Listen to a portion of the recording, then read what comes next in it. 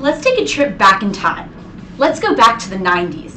Yes, the good old 90s. Remember the age of slime? Or how about those family shows your whole family used to be able to sit down and watch together? Boy Meets World, Full House, or how about the fact that even your parents enjoyed some of your cartoons? If you're a 90s kid, which I imagine most of you are, you have to remember these shows, or at least one of them. Remember how the whole family used to gather and sit around and watch TV? Well, I hate to burst your bubble, but those days are gone. With today's programs, they're more age-specific. They lack that blend of generations of the shows of the 90s. And some people are left wondering, were the 90s really all that? Or are we just nostalgic?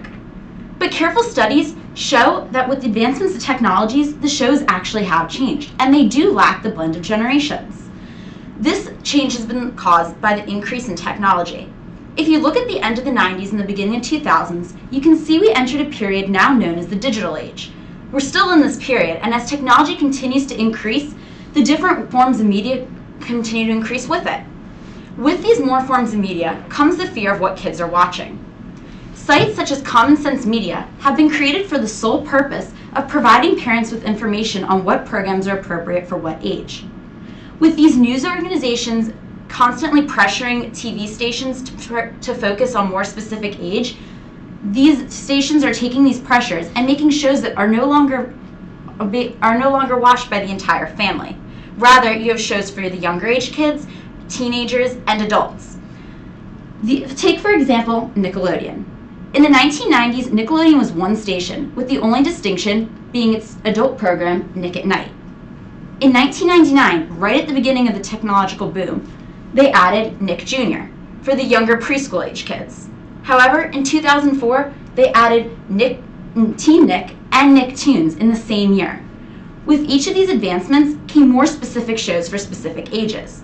Rather than have the whole family sit down and watch Nickelodeon together, the younger kids were supposed to watch one station while the older kids watched a different.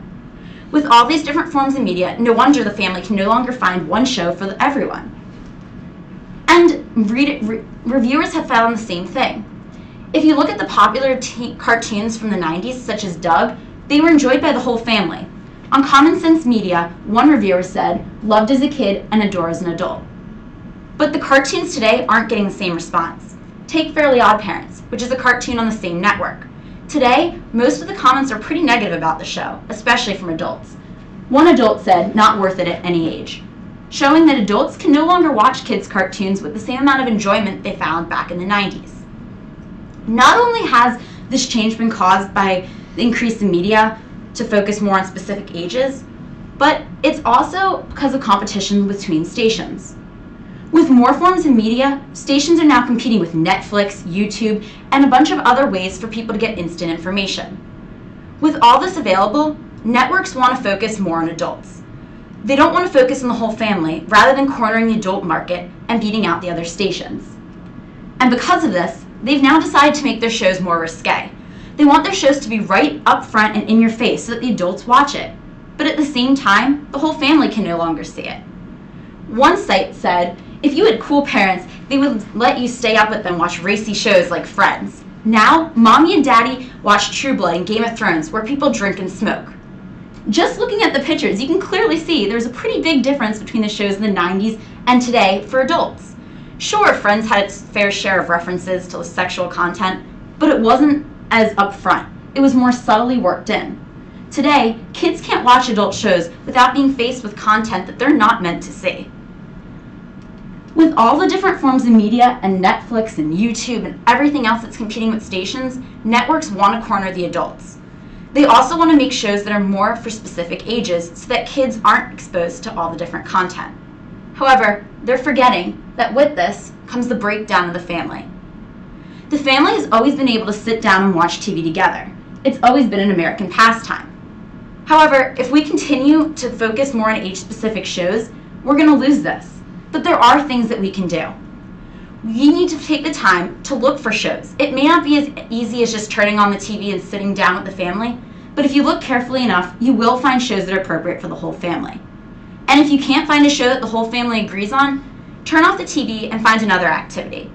because this family time shouldn't be lost just because stations are deciding to focus more on specific ages.